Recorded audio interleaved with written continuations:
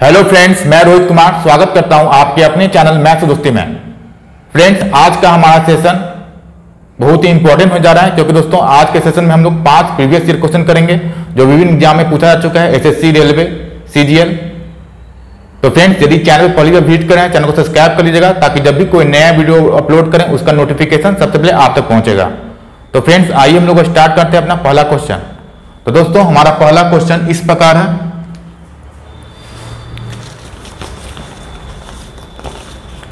एक कमरे में कुछ लड़के तथा लड़कियां हैं। लड़कियों की संख्या का वर्ग लड़कों की संख्या के वर्ग से 28 कम है।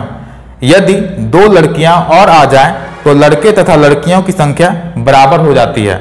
तो कमरे में लड़के तथा लड़कियां की कुल संख्या कितनी है, ये हमें निकालना है। दोस्तों, बहुत ही आसान तरीके से मैं आपको बताने वाला हूं इस क्वेश्चन को कैसे हल करेंगे। तो आइए हम लोग स्टार्ट करते हैं। तो मान लेते हैं कि लड़का का संख्या x है। लड़का को क्या मानना है दोस्तों? x है संख्या, और लड़की का क्या मानना है दोस्तों? y है संख्या। यहां तक समझ में कोई दिक्कत नहीं होगा दोस्तों। अब बोल रहा है कि लड़कियों की संख्या का वर्ग, यानी लड़कियों की संख्या का वर्ग क्या होगा? y² होगा। ठीक है, तो संख्या का वर्ग कर लिए। अब है जो लड़कों की संख्या का वर्ग से 28 कम है, तो लड़कियों की संख्या का वर्ग y², लड़कों की संख्या का वर्ग x² से कितना कम है? 28 कम है, यानी -28। अगर लड़कों की संख्या का वर्ग से 28 हम कम कर दिए तो किसके बराबर हो गया? लड़कियों की संख्या का वर्ग के बराबर हो गया। अब दोस्तों, इसको हम लोग क्या लिख सकते हैं? y² - x² बराबर 28 लिख सकते हैं। ठीक है, y² - x² क्या लिख सकते हैं? 28 लिख सकते हैं। नहीं दोस्तों, देखिए, ये y² इधर चल जाएगा, ये प्लस में आ जाएगा, यानी x² - y² करेंगे तो क्या हो जाएगा दोस्तों? x² - y² बराबर 28 हो गया। ये हमारा पहला इक्वेशन हो गया दोस्तों। इस x² को हम लोग क्या कि इस y² क्या कि उधर जाकर कर दिए हम लोग, ये 28 क्या होगा? इधर आ गया, यानी x² - y² बराबर 28 हो गया। ये पहला इक्वेशन है। अब फिर बोल रहा है दोस्तों, यदि लड़कियों की संख्या लड़के तथा लड़कियों की संख्या बराबर हो जाती है, क्या करने पर दोस्तों? यदि 2 लड़कियां और आ जाती हैं, यानी लड़की अभी कितना y है, अगर 2 लड़कियां और आ जाती हैं तो लड़कों और लड़की और लड़के की संख्या दोनों बराबर हो जाती है, यानी y + 2 बराबर x हो गया। ठीक है, इसको भी हम लोग कैसे करेंगे दोस्तों? x - y बराबर कितना हो गया? 2 हो गया। इसको लेना है आपको सेकंड इक्वेशन। ठीक है, ये पहला इक्वेशन हुआ x² - y² बराबर 28। ये दूसरा इक्वेशन हो गया x - y बराबर 2। अब इसको सॉल्व कर देना है। हम लोग इसको कैसे लिख सकते हैं दोस्तों? ये हमारा a² - b² फॉर्मूला पे है आधारित, तो हम लोग x + y और x - y बराबर कितना हो जाएगा? 28 हो जाएगा। और यहाँ पे x - y बराबर कितना दिया गया? 2 दिया गया है, यानी x + y बराबर कितना आ जाएगा दोस्तों? ये हमारा 2 हो गया, ये 28 है, तो उधर जाकर क्या होगा? डिवाइड में आ जाएगा। 28/2 करेंगे तो 14, यानी x + 14 आ गया, x + y 14 आ गया, और x - y 2 आ गया। तो दोस्तों, जब भी इस कंडीशन दिखे कि x + y बराबर 14 एक नंबर दिया रहे और x - y भी नंबर दिया रहे, तो आपको आराम से x और y का आप निकाल सकते हैं। क्या करना होगा दोस्तों? x का अगर हमें चाहिए तो x का वैल्यू चाहिए तो दोनों को 14 और 2 को प्लस कर दीजिए, अब बटा में 2 कर दीजिए, यानी 14 + 2 अब बटा में 2 करेंगे, यानी 16/2 आ गया, यानी 8 आ गया। अगर दोस्तों हमें y का फॉर्मूला चाहिए, नंबर चाहिए, तो हम लोग क्या कर देंगे? दोनों नंबर है, दोनों का डिफरेंस लेके 14 - 2 अब बटा में 2 कर देंगे, यानी कितना आ गया दोस्तों? 12/2, यानी 6 आ गया। 6 आ गया, यानी जो लड़कियां हैं वो कितना है दोस्तों? 6 हैं, और लड़के कितना है दोस्तों? 8 हैं।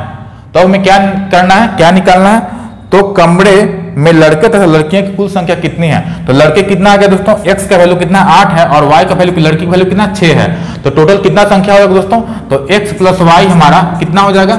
8 + 6 यानी 14, यानी टोटल नंबर हम जो बच्चे हैं लड़के प्लस लड़कियां वो कितने हैं? 14 है। तो फ्रेंड्स, हमारा ऑप्शन नंबर आपका बी राइट आंसर हुआ। ऑप्शन नंबर बी दोस्तों क्या हुआ दोस्तों? राइट आंसर हुआ। तो उम्मीद करते हैं कि पहला क्वेश्चन आपको समझ में आ गया कैसे करना है। एक बार देख लेते हैं। देखिए, लड़का को x माने, लड़की को y माने है, फिर दिया हुआ है कि लड़कियों की संख्या का वर्ग का स्क्वायर लड़कों के वर्ग के स्क्वायर का 28 कम है, यानी x² - 28 कर दिए। हम लोग जानते हैं दोस्तों कि y² बराबर x² - 28 हो गया, x² है, ये वाई स्क्वायर इधर चला गया, यानी X square minus Y square 28 आ गया। ये किसके फॉर्मूला के हैं दोस्तों, A square minus B square, तो X plus Y X minus Y by 28 हो गया। यहाँ फिर दिया गया था कि जो लड़कियां हैं, अगर दो लड़कियां और आते हैं तो लड़के की संख्या के बराबर होता है, यानी वाई प्लस 2 बराबर एक्स हो गया। इसको हम लोग डिराइव किए तो कितना आ गया, एक्स माइनस वाई बाय 2 हो गया। अब दोस्तों इस फॉर्मूला में हम वैल्यू पुट कर दिए, 2 था तो एक्स प्लस वाई कितना हो जाएगा, यहाँ एक्स प्लस वाई इंटू 2 हो गया, अब बराबर 28 हो गया, तो 2 से कैंसिल आउट 14 हो गया, एक्स प्लस वाई कितना आ गया, 14 आ गया दोस्तों। तो जब भी इस तरह का आपको पैटर्न दिखे, एक्स प्लस वाई और एक्स माइनस वाई को वैल्यू दे रहे हैं, तो एक्स और वाई का हम आराम से निकाल सकते हैं नंबर। तो एक्स बराबर कितना हो गया, दोनों को जोड़ के बटा 2 कर दिया, और वाई बराबर कितना हो गया, दोनों को जो घटा के बटा 2 कर दिया। तो एक हमारा नंबर एक्स नंबर कितना आया दोस्तों, जो लड़का की संख्या था वो कितना आ गया, 8 आ गया, और लड़के कितना आ गए, 6 आ गए। टोटल कितने स्टूडेंट है, 8 प्लस 6 यानी 14। तो दोस्तों ये था पहला क्वेश्चन, उम्मीद करते हैं कि समझ में आया होगा दोस्तों। तो आइए हम लोग क्वेश्चन नंबर, फ्रेंड्स अब हम लोग क्वेश्चन नंबर 2 करने जा रहे हैं। हमारा क्वेश्चन नंबर 2 इस प्रकार है, काफी इजी है, तो देखिएगा। 3 नंबर है, 3 संख्याएं हैं जो 1:2:3 के अनुपात में है, उनका जो एचसीएफ है दोस्तों वो कितना है, 12 है। तो संख्याएं ज्ञात करें। दोस्तों बहुत ही आसान है, क्या बोल रहा है, 3 संख्या मान लेते हैं कि पहला संख्या ए है, दूसरा संख्या बी है और तीसरा संख्या सी है। सब का रेशियो दिया हुआ 1:2:3। और दोस्तों एचसीएफ दिया हुआ है, हाईएस्ट काउंट फैक्टर दिया हुआ है। तो क्या हम लोग बोल रहे हैं दोस्तों, तो कितना एचसीएफ दिया है, 12 दिया गया है। तो दोस्तों एचसीएफ क्या होता है, एचसीएफ वह संख्या होता है जो सभी जो नंबर है उनसे उनका कॉमन फैक्टर होता है, यानी 1:2:3। तो दोस्तों जब भी इस तरह का आपको प्रश्न दिखे और एचसीएफ दिया रहे तो आप कुछ नहीं करना है आपको, जो एचसीएफ दिया रहेगा उसको सब में मल्टीप्लाई कर दिए। यानी पहला संख्या ए है वो कितना यूनिट दिया हुआ, 1 यूनिट दिया हुआ है, तो आप 12 × 1 कर दें, कितना आ जाएगा, 12। यानी पहली संख्या 12 है, फिर दूसरी संख्या बी है वो कितना हो जाएगा दोस्तों, तो 2 × 12 यानी 24 हो जाएगा। फिर तीसरी संख्या सी है वो कितना हो जाएगा, तो 3 × 12 यानी 36 हो जाएगा। तो जो संख्या का अनुपात दिया गया है दोस्तों उसको कुछ नहीं करना था, जो एचसीएफ दिया हुआ था उसको 12 से मल्टीप्लाई करना था। यानी पहली संख्या 12 हो गई, दूसरी संख्या 24 हो गई और तीसरी संख्या सी कितना हो गई, 36 हो गई। यानी कौन सा ऑप्शन है दोस्तों, तो ऑप्शन नंबर ए आपका राइट आंसर है। ऑप्शन नंबर ए आपका राइट आंसर है। तो उम्मीद करते दोस्तों ये बहुत ही आसान क्वेश्चन था, तो आपको समझ में आया होगा। तो आइए फ्रेंड्स अब हम लोग क्वेश्चन नंबर 3 की ओर बढ़ते हैं। फ्रेंड्स अब हम लोग क्वेश्चन नंबर 3 करने जा रहे हैं। हमारा क्वेश्चन नंबर 3 इस प्रकार है, यदि 3 क्रमागत संख्याओं का गुणनफल 210 है तो छोटी संख्या का योग क्या है, यानी छोटी संख्या क्या है ये हमें निकालना है। और ऑप्शन दिया गया दोस्तों, पहला ऑप्शन ए है जो 3 है, दूसरा ऑप्शन बी है वो कितना है, 4 है, और सी कितना है दोस्तों, 5 है, और जो लास्ट ऑप्शन वो कितना है, 11 है। अगर दोस्तों 3 संख्याएं हैं और तीनों संख्याओं का गुणनफल कितना दिया गया दोस्तों, तो दिया गया आपको तीनों संख्याओं जो लगातार हैं वो कितने हैं, 210 है। तो दोस्तों इस क्वेश्चन में मेनली हम लोग क्या करेंगे, ऑप्शन चलेंगे। अगर ऑप्शन नंबर डी यानी अंतिम वाला ऑप्शन लें तो 11 अगर छोटी संख्या तो 11 × 12 करते हैं 132 होता है, तो 132 × कुछ करेंगे तो वो ज्यादा हो जाएगा 210 से, यानी ये गलत हो जाएगा। अगर 5 लेते हैं दोस्तों तो 5 × 6 30, फिर 30 आता है 210, यानी ये हमारा राइट आंसर होगा। 5 × 6 × 7 यानी तीनों क्रमागत संख्या है, लगातार संख्या है, और छोटी संख्या क्या है दोस्तों, 5 है। तब तो 5 × 6 30, 30 × 7 210, यानी हमारा ऑप्शन नंबर कौन सा दोस्तों, सी राइट आंसर हुआ। यानी आपका ऑप्शन नंबर दोस्तों सी है जो राइट आंसर हो गया। इस तरह दोस्तों क्वेश्चन को हम लोग ऑप्शन से ही पिक करते हैं तो अच्छा होता है। तो दोस्तों उम्मीद करते हैं क्वेश्चन नंबर 3 आपको समझ में आ गया होगा। तो आइए हम लोग क्वेश्चन नंबर 4 की ओर बढ़ते हैं। फ्रेंड्स हमारा क्वेश्चन नंबर 4 अब करने जा रहे हैं। तो इस प्रकार हमारा क्वेश्चन नंबर है, what is the LCM of 120 और 450 का लघुत्तम समापवर्तक क्या है। यानी आपको 120 और 450 का दोस्तों एलसीएम पता करना है। इस तरह का भी प्रश्न दोस्तों पूछा जाता है ताकि आपका बेसिक है जो वो क्लियर है कि नहीं ये देखने के लिए। तो दोस्तों 120 और 450 का एलसीएम क्या होगा, तो आपको बहुत टाइम नहीं लगेगा दोस्तों। क्या करना है, मैं आपको शॉर्ट ट्रिक बता रहा हूं कि एलसीएम कैसे निकाला जाता है। तो जो बड़ी संख्या है उसका मल्टीपल लीजिए, यानी पहली संख्या 450 है, फिर कितना होगा 900 होगा, फिर कितना होगा दोस्तों 0, फिर 3 से मल्टीप्लाई कीजिए, 5 × 15 1330 होगा। उसके बाद कितना होगा दोस्तों, तो 0 5 × 20 1800 होगा। तो देखते जाना है दोस्तों, 450 के 120 से कटेगा, नहीं कटेगा, ये नहीं हो पाएगा। 900 क्या 120 से कटेगा, नहीं कटेगा, ये नहीं हो पाएगा। 1330 कटेगा क्या, तो तो 1330 भी नहीं कटेगा 120 से। अगर 1800 देखा जाए दोस्तों तो 1800 जो 120 से भी कटेगा, यानी जो हमारा एलसीएम 120 और 450 का कितना आ जाएगा हमारा 1800 आ जाएगा। कैसे करना है एक बार समझिए, 120 और 450 का एलसीएम पता करना है आपको, तो जो बड़ा संख्या होता है उसका क्या लेना है आपको, फैक्टर लेना है। यानी 450 का गिनती करना स्टार्ट कर दिया, 450 गुने 1 450, 450 गुने 2 900 होता है, फिर 450 गुने 3 कितना होगा 0, 5 या 15 हो जाएगा, 1350 होगा, 1350 120 से नहीं घटेगा, फिर 450 चौको 1800 होता है, तो 1800 है दोस्तों वो क्या होगा 120 से कटेगा, यानी 1800 हमारा क्या हो गया 120 और 450 का एलसीएम हो गया। यानी कौन सा ऑप्शन में दिया गया आपको, तो option number B right answer है। ऑप्शन नंबर बी दोस्तों राइट आंसर हुआ इसका।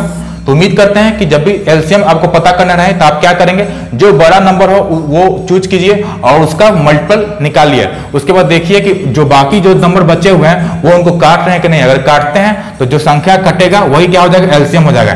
यानी यहाँ 1800 कट रहा है दोस्तों 120 से, यानी एलसीएम कितना हो जाएगा 1800 हो जाएगा। तो उम्मीद करते हैं दोस्तों कि क्वेश्चन नंबर 4 आपको समझ में आ गया हो कैसे इसको करना है। तो जब भी इस तरह का प्रश्न दिखे दोस्तों तो आप बना पाए ऐसा उम्मीद है। तो आइए हम लोग क्वेश्चन नंबर 5 को बढ़ते हैं। फ्रेंड्स अब हम लोग क्वेश्चन नंबर 5 कर रहे हैं जो इस सेशन का लास्ट क्वेश्चन होगा। तो आइए हमारा क्वेश्चन नंबर 5 दोस्तों प्रॉफिट एंड लॉस संबंधित सवाल है। तो क्वेश्चन क्या बोल रहा है आइए देखते हैं। तो एक वस्तु की कीमत में 3% की छूट दी जाती है, पुराना मूल्य वापस लाने के लिए कितने प्रतिशत से वृद्धि करनी चाहिए यह हमें निकालना है। ठीक है, तो मान लेते हैं कि पुराना जो हमारा था ओल्ड जो वैल्यू था वो क्या था 100। ठीक है, तो 3% का छूट दिया, डिस्काउंट दिया, तो कितना नया वैल्यू हो गया दोस्तों, 3 घटा देंगे 100 में से तो कितना हो जाएगा 97। अब जो नया वैल्यू हो कितना हो गया 97 हो गया। तो फिर पूछ रहा है दोस्तों कि हमें अब 97 तो अब हो गया, लेकिन अब हमें क्या करना है दोस्तों, तो पुराना वैल्यू लाने के लिए कितना % वृद्धि करना होगा। अब 97 से क्या करना है दोस्तों 100 पे जाना है, 100 पे, यानी हमें क्या बढ़ाना है 3 वैल्यू और बढ़ाना है। तो वही पूछ रहा है कितना प्रतिशत वृद्धि होगा। तो 3 वैल्यू बढ़ाना है कितना पे, तो हम हमेशा जानते हैं दोस्तों जो पुराना वैल्यू होता है उस पर कैलकुलेट होता है हमारा % वृद्धि या %, जो हमारा कितना है दोस्तों 97 है और कितना का वृद्धि कर रहे हैं 3 का। अगर दोस्तों हम लोग जानते हैं कि जो पुराना और वृद्धि करते हैं तो पुराना वैल्यू पे, अगर घटाते हैं भी कमी करते हैं तो भी पुराना वैल्यू पे, तो कितना का वृद्धि कर रहे हैं दोस्तों 3 का वृद्धि कर रहे हैं, कितना पे 97 पे और इंटू 100 प्रतिशत के लिए, तो कितना हो जाएगा 300/97। अगर दोस्तों इसको कैलकुलेट करते हैं तो हमारा वैल्यू कितना आ जाएगा हमारा, तो 97 गुने 3 करेंगे तो 3 पॉइंट कुछ आएगा दोस्तों, कितना आता है दोस्तों 3.09% आएगा, 3.09%।